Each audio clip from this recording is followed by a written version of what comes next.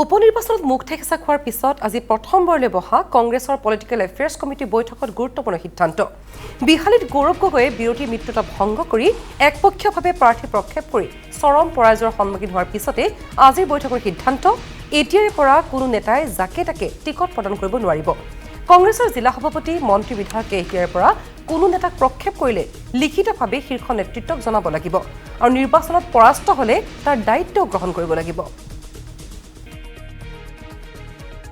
পঞ্চায়ত টিকেটৰ ক্ষেত্ৰত accountability fix কৰা হৈছে।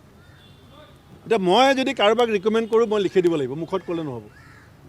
আমাৰ MP-য়ে ৰিকমেণ্ড কৰিব পাৰিব, MLA ৰিকমেণ্ড কৰিব পাৰিব, জিলা সভাপতিয়ে জোৰ দি ক'ব পাৰিব, কিন্তু ৰিটেন।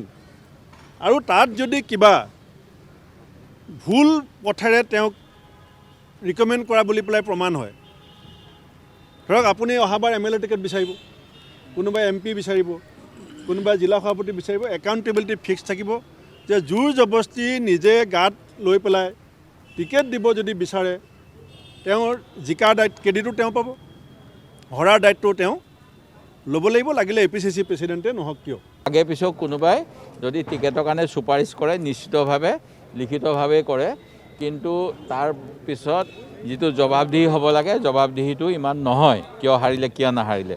এইবাৰ যিহেতু উদয়পুৰ ৰিজলিউশ্যনত আমাৰ আছিলে যে একাউণ্টেবিলিটি হ'ব লাগে, সেই গতিকে কোৱা হৈছে যে যি ধৰণৰ পৰামৰ্শ আগবঢ়াব তাৰপিছত ৰিজাল্টক চাই পেলাই তেওঁৰ জবাবদিহি লোৱা হ'ব।